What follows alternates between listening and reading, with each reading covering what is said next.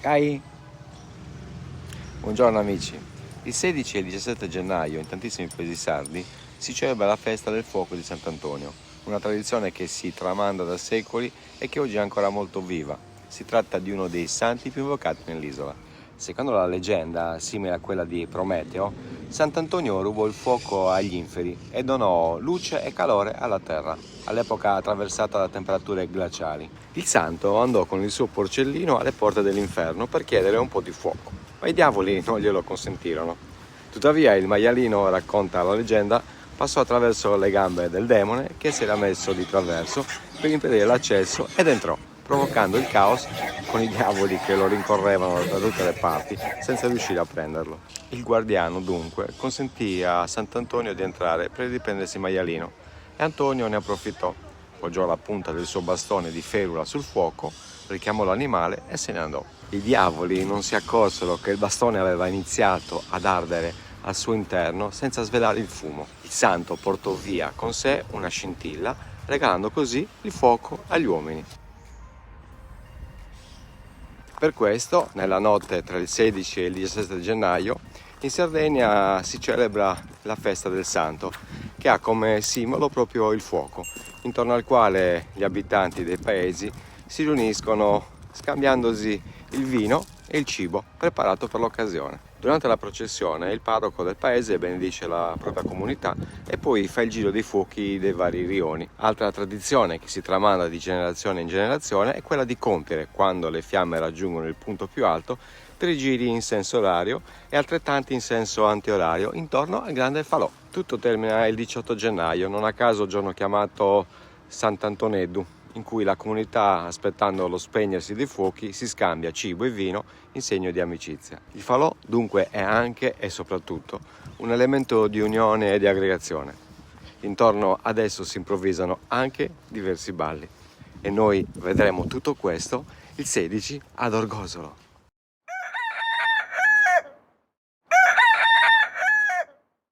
Buongiorno amici, stiamo aspettando Roberta che rientra da lavoro e dopodiché pronti a partire per Orgosolo.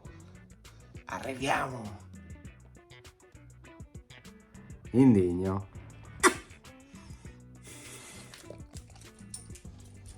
Amici, buongiorno anche dal camper e abbiamo anche la signora che mangia dopo una giornata a lavorare. Adesso ci facciamo un'altra giornata sino a domani pomeriggio, non al mare che faceva prima, però andiamo zona di Orgosolo, come vedete andiamo a vedere questo magnifico paese della Barbaggia.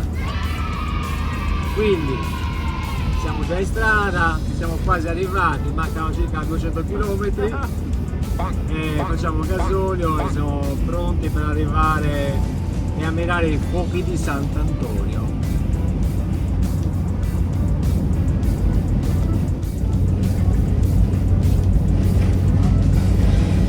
Questo panino è favoloso. Cosa abbiamo messo dentro? Salsiccia, insalata, un filo d'olio d'oliva extravergine e cavoli verza che ho fatto in verde.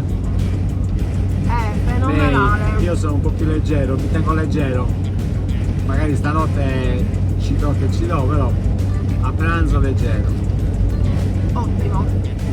Con pochi ingredienti, tanta roba.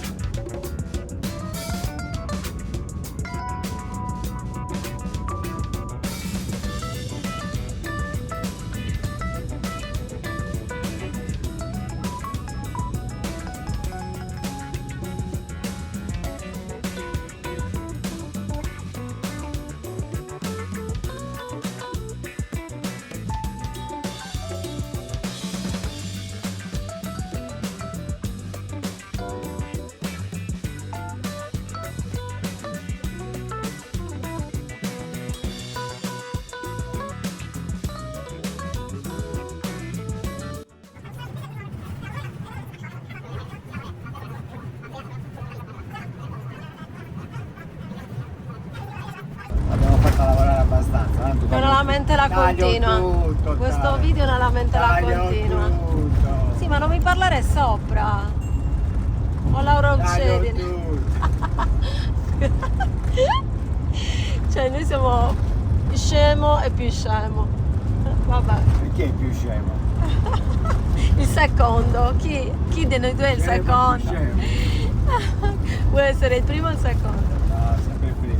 Ah, ecco qua. Con te, No, vabbè, certo, ma gli ultimi saranno i primi, quindi io che sono seconda sarò comunque prima. Vabbè, niente, dopo questi discorsi così utili,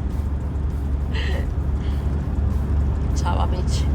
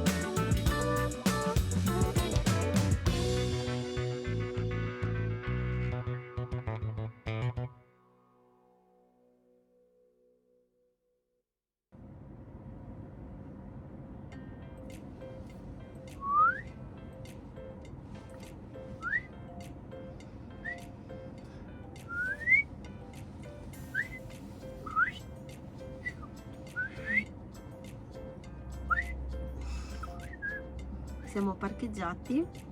Ciao amici. Lui vuole che parli io, ma la deve smettere.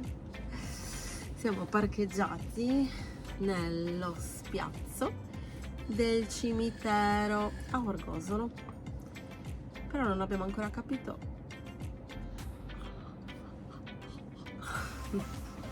dove si terrà il fuoco o i fuochi. Quindi adesso andremo a sondare. Prima portiamo giù Sky, che poverino si è fatto un bel viaggio. Ah, vai, ci abbiamo messo 2 ore e mezza.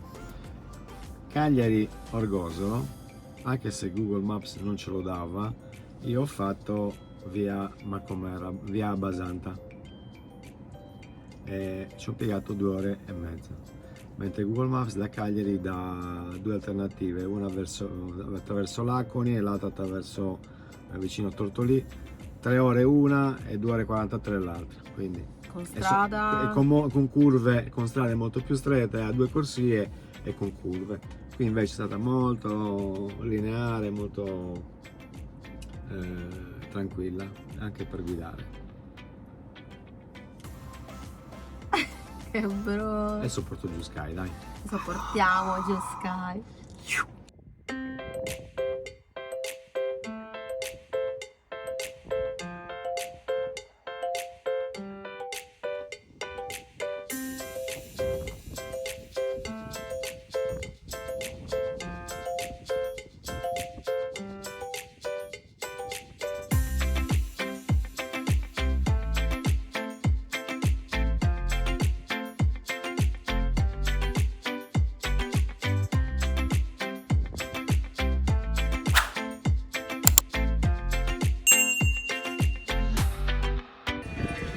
Mentre faccio fare una passeggiata a Sky,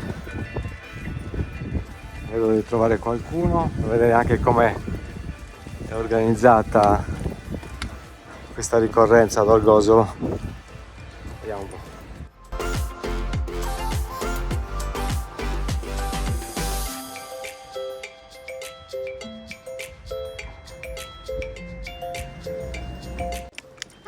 Sufogu o sufogorone può avere diversi nomi a seconda della zona e del modo in cui viene alimentato. In alcuni posti, per esempio soprattutto nell'Oristanese, è saduva. Il tronco cavo di un albero secolare viene portato giù in paese dalla montagna. La festa inizia proprio con l'abbattimento del tronco, che viene scelto con cura. Attorno alla tuva si mettono rami, soprattutto di alloro, che servono a sostenere il tronco e fungono anche da profumatore. Nei paesi della costa orientale, in particolare nell'Ogliastra, i fuochi sono invece alimentati da sasfrascas, non tronchi, ma frasche tipiche della macchia mediterranea, come corbezzolo, lentischio, eccetera. Raccolte al grido di aiù a sasfrasca, aiù a sasselema. Vengono ammassate nelle campagne i giorni che precedono la festa e portate in paese il 16 gennaio. In altri comuni è sosfocos.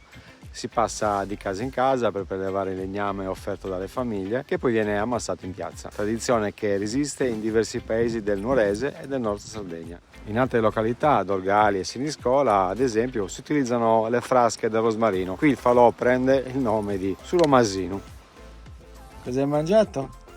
Ho mangiato un mandarino, amore. Mortadella. Non Mortadella. Perché c'è odore di mortadella? Ho mangiato un mandarino. Mortadella, di mortadella. Amore, Allora, fammi vedere i pacchetti che ho preso stamattina. i pacchetti te li faccio vedere subito. Dai, tanto lo so quanto ce n'è. Aspetta che apro la busta. I pacchettini sono questi. Questo è l'affettato, io non ho toccato nulla. Vedi che sono intonsi. Perché sono 3? Quanti dovevano essere? Quanti sono? Perché costano 3? Cosa ci sono? La testa in cassetta, amore, grazie. Vedi che non sapevo niente, è stata una sorpresa. Vabbè, io però un panino con la mortadella me lo faccio, lo sai. Vero. Sì. Comunque, in realtà ho assaggiato una fettina di mortadella. Si sentiva l'odore, non è che lo stavamo In ipotizzando. realtà era una fettina di mortadella. Va bene, dai. E Mangiamo. anche 2 di prosciutto. Ah, quindi hai fatto finta di essere meravigliata della testa in cassetta. Grazie di tutto, amore.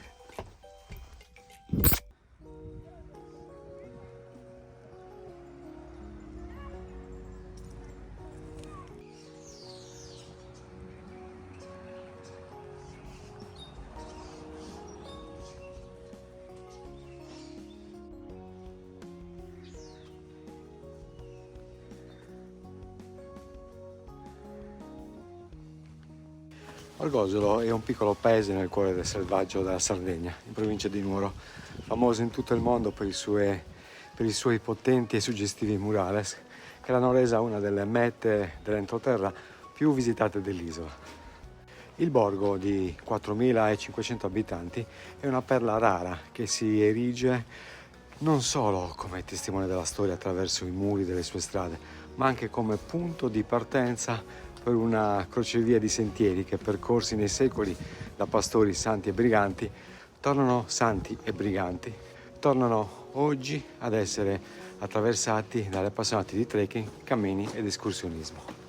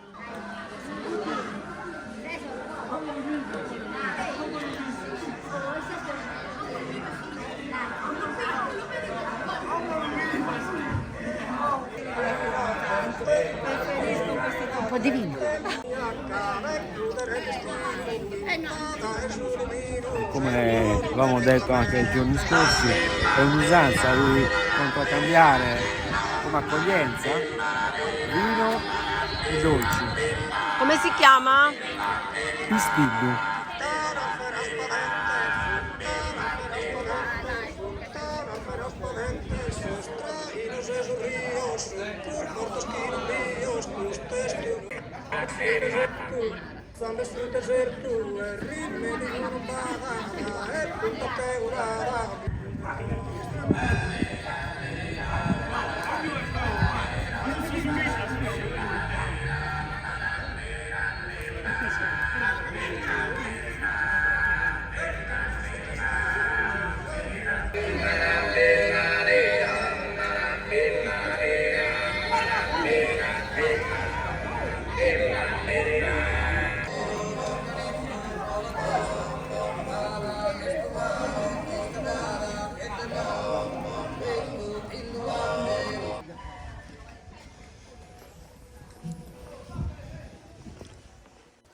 La prima cosa da fare sicuramente a Orgosolo è camminare tra le sue stradine, non solo del centro storico, alla scoperta dei suoi meravigliosi murales.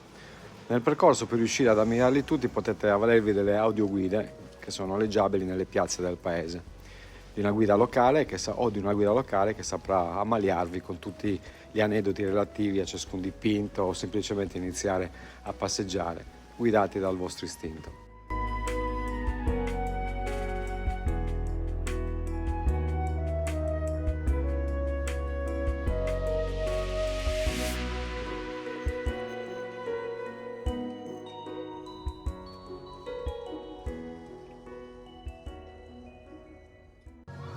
I murales di Orgosolo sono molto più di semplici dipinti su un muro, sono testimonianze viventi della storia, della cultura e delle tensioni di un popolo. Riflettono la resistenza e la resilienza dei sardi di fronte alle sfide e rimangono una potente testimonianza dell'importanza dell'arte come mezzo di espressione e resistenza. Sebbene alcune fonti sostengano che l'arte muraria in Sardegna abbia origini antiche, i murales di Orgosolo, come riconosciamo oggi, sono un fenomeno relativamente recente. La loro nascita può essere datata intorno alla fine degli anni 60, un periodo di grande fermento politico e sociale in Italia e in tutto il mondo. Il primo murales risale al 1969 e fu realizzato da un gruppo di anarchici milanesi che erano in visita nel paese, impegnato proprio in quel periodo nella cosiddetta rivolta di Pratobello contro l'espropriazione di 5.000 ettari di terra da parte dello Stato italiano per la costruzione del poligono di tiro per la NATO. Quel primo disegno era essenzialmente un commento politico che esprimeva solidarietà con le lotte della popolazione. Ma si rivelò in seguito la miccia che diede avvio allo sviluppo di una vibrante tradizione di pittura muraria a Orgosolo.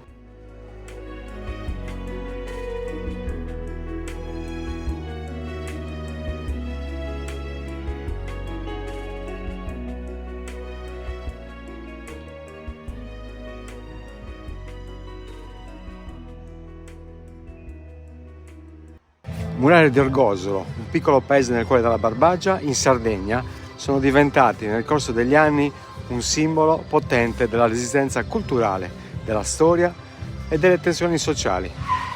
Questi vibranti dipinti murali che adornano le pareti di molti edifici del paese sono molto più che semplici opere d'arte.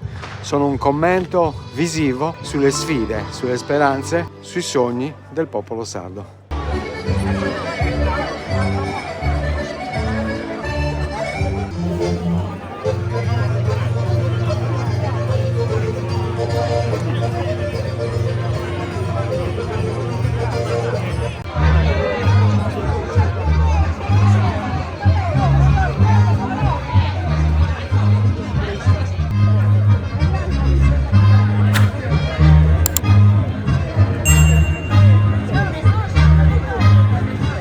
Come ogni festa, anche quella di Sant'Antonio ha i suoi dolci tipici. Su vestito, pasta sfoglia o frolla ripiena di saba, mosto cotto o miele. Oppure sabanisceda, dolce oliastrino dal sapore deciso e molto speziato a base di saba, frutta secca e appunto spezie. O anche sascozzuledas, oggi si trovano anche in commercio. Un tempo venivano preparate a mano dalle donne. Sono dolci a base di arance, miele, noci e mandorle. Abbiamo anche spirichitus invece. Gli spirichitus invece si presenta come un bignè fritto, glassato fuori e vuoto dentro.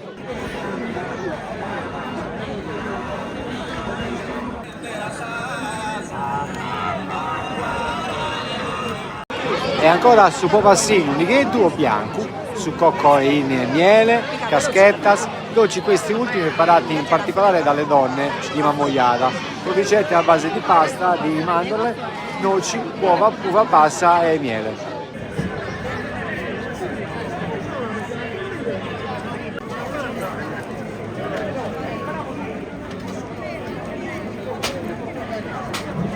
Quindi oltre ai dolci offerti insieme al vino, adesso sono arrivati i pasti a base di carne, vi faremo vedere cosa ci danno ad Orgosolo.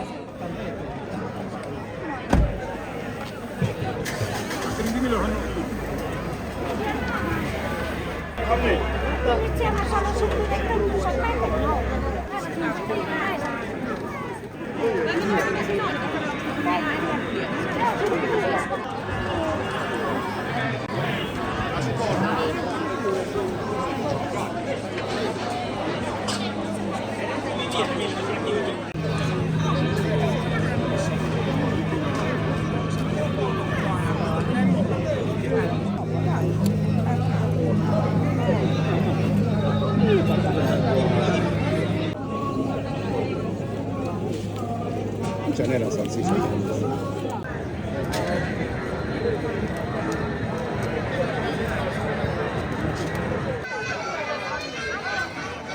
Vai amore, vai. Vai. Vai, balla. Balla. Fratturata. Cioè, ma quanto è buono?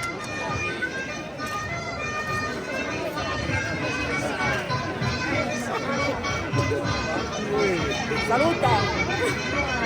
Cigna!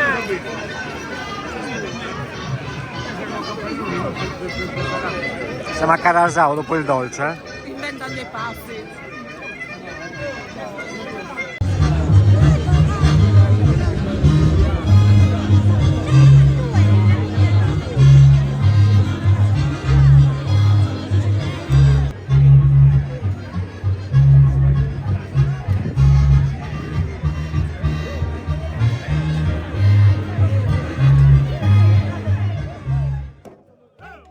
Samurra, in lingua italiana la morra, è un gioco antico ma ancora oggi molto praticato in Sardegna.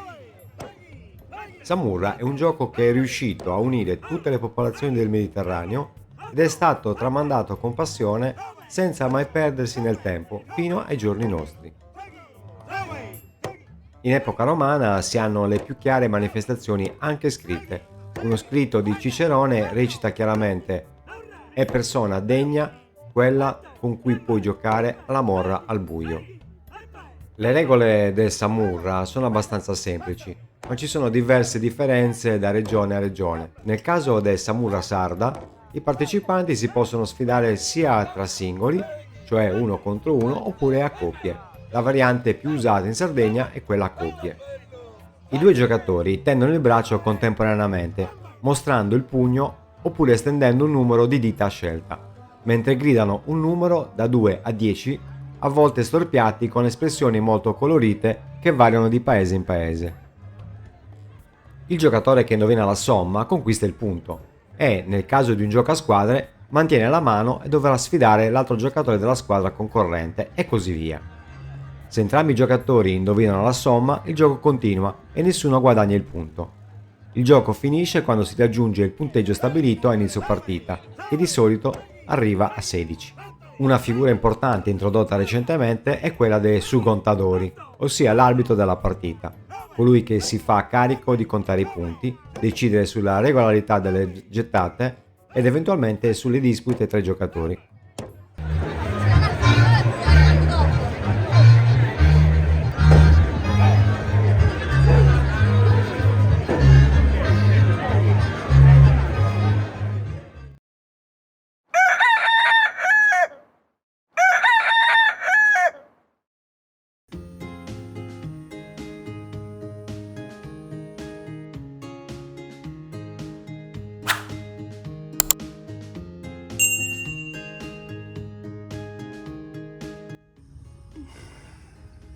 Buongiorno amici, ventaccio stamattina, quindi non riuscirò a far volare il drone probabilmente. Adesso ci facciamo una bella tazza di tè, faccio uscire Sky e poi svegliamo la signora.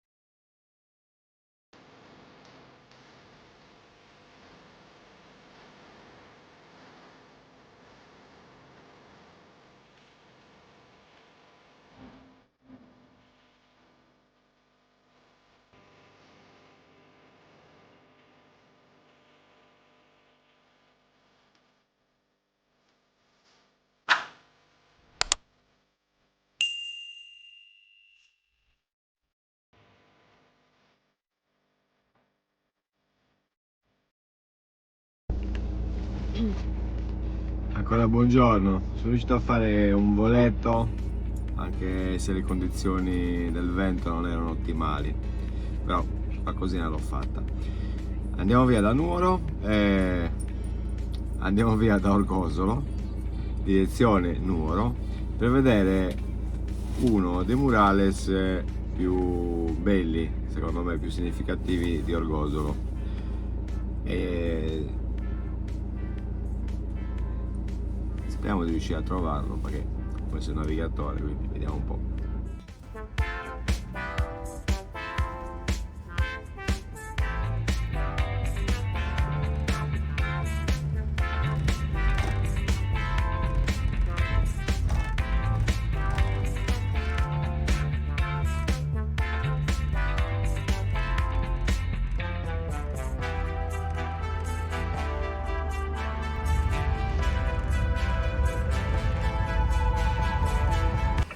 Raga, è impossibile fermarsi, e in una curva c'era un piccolo spazietto già occupato da una macchina e quindi nessuna ripresa con la mano di questo bellissimo murales.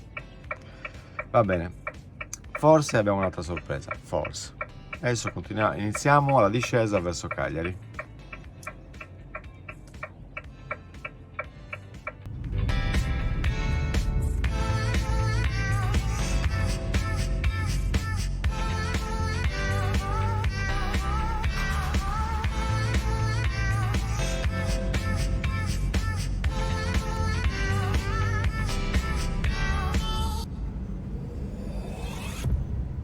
Arrivati a Santa Cristina, dove c'è il Pozzo Sacro, facciamo fare i bisogni in Sky, ci mangiamo una cosa veloce e poi andiamo a vederci questa meraviglia archeologica.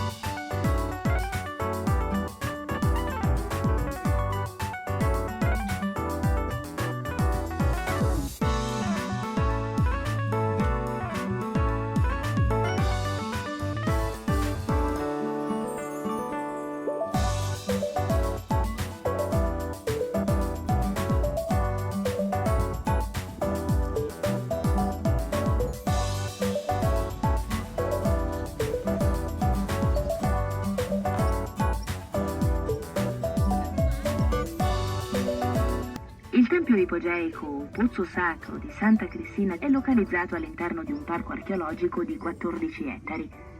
L'impianto planimetrico della struttura ipogeica, quindi che si sviluppa nel sottosuolo, mette in evidenza un nucleo architettonico definito uno dei più mirabili esempi di raffinata tecnica edilizia del genere cultuale del periodo nuragico, che va tra 1200 e 1100 a.C. Il monumento, già segnalato nell'Ottocento dal generale Alberto Ferrero della Marmora e dal canonico Giovanni Spano, è oggetto di indagini scientifiche dagli anni 70 da parte dell'Università di Cagliari e della Soprintendenza Archeologica di Cagliari e Oristano. La struttura si compone di 3 elementi: un vestibolo o atrio detto dromos, da un vano scala e da una camera circolare sotterranea con copertura a tholos, il tutto circoscritto da un contorno perimetrale ellittico denominato temenos, con la funzione di delimitare l'area cultuale. L'ingresso alla struttura risulta sul piano di campagna. L'interno è costituito da un vano scala di forma trapezoidale, unico nel suo genere, che racchiude l'ampia scala di 25 gradini ad unica rampa con copertura gradonata.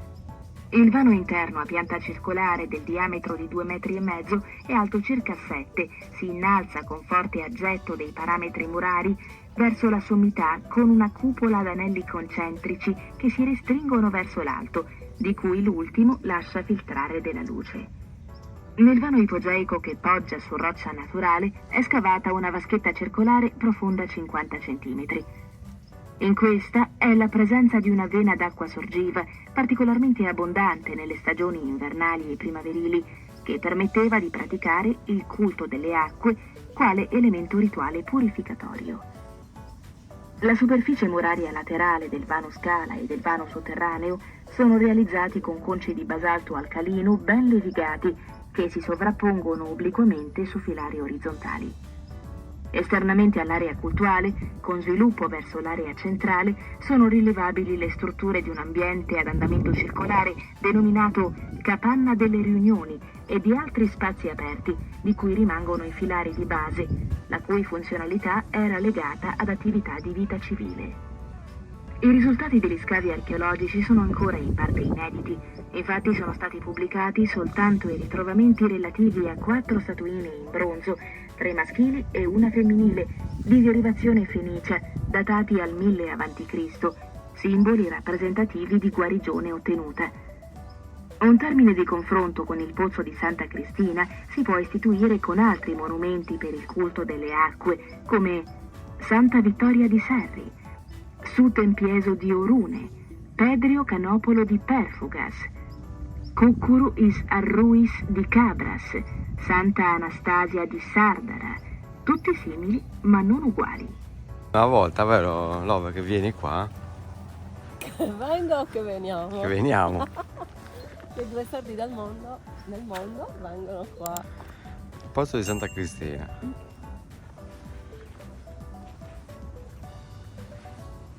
Questo è sempre un nuraghe alla fine. No, questa è una capanna. Ah, una campana. Sì. Le capanne di cui parlava. Due stanze. Sì.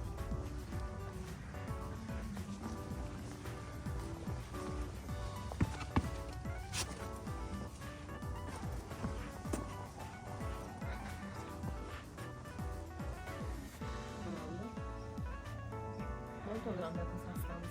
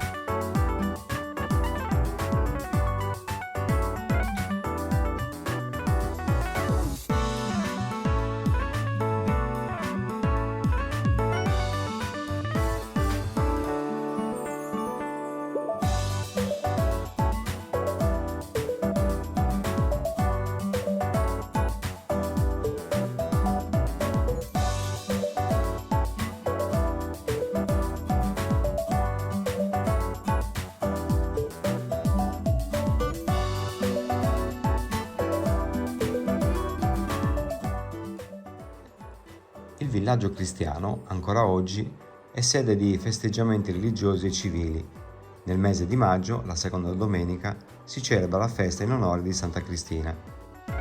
Nella mitologia popolare, Santa Cristina subì il suo martirio e la sua tragica morte rinchiusa nel pozzo, costruito dal padre per punire la sua fede cristiana. Il mito narra che la santa scese le scale del pozzo a testa in giù, prima di essere imprigionata. Un altro mito invece narra che Santa Cristina, scendendo le scale, segnò il pozzo con i suoi veli, creando così la modanatura nelle pareti del monumento. Un ulteriore mito vede la santa perire all'interno del nuraghe durante una guerra tra i 100 abitati di Paulilatino e Bonarcado.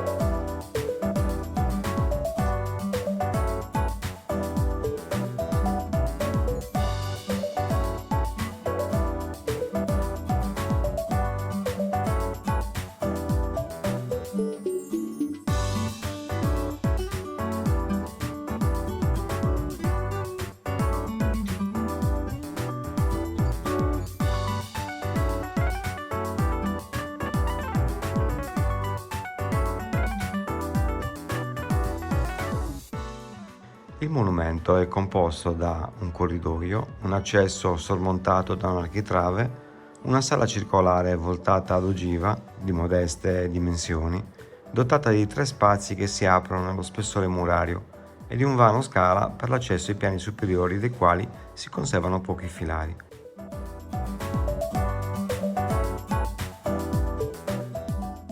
Il corridoio, strombato verso l'interno, presenta una nicchia ad andito sulla destra e sul lato opposto si apre l'accesso al vano scala elicoidale ricavato all'interno della poderosa muratura.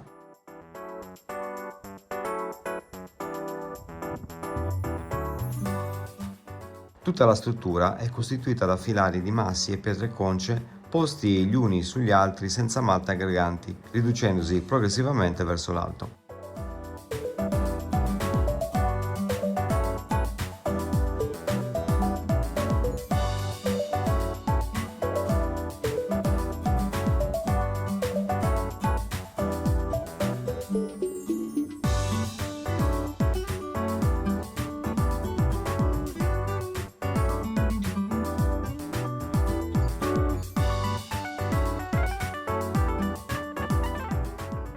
Addossato al nuraghe Santa Cristina si trova agglomerato di capanne di diversi periodi, a partire dal nuragico al medievale. Si distinguono tra le varie capanne 3 edifici allungati di probabile fattura medievale, uno dei quali conserva ancora la copertura.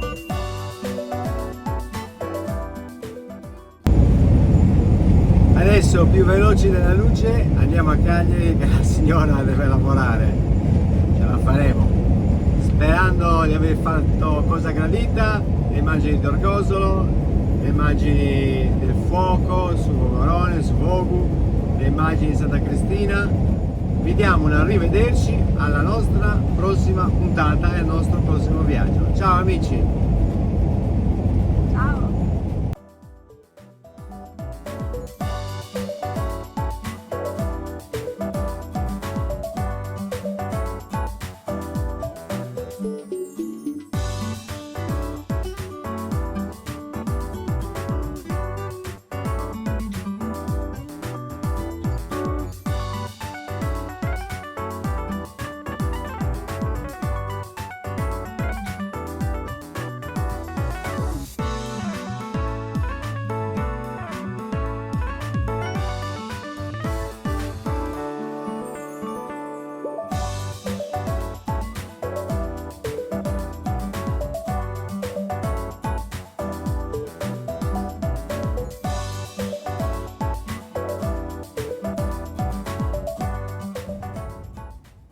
Il nostro viaggio di oggi finisce qui, quindi arrivederci, anzi, a Sibiri.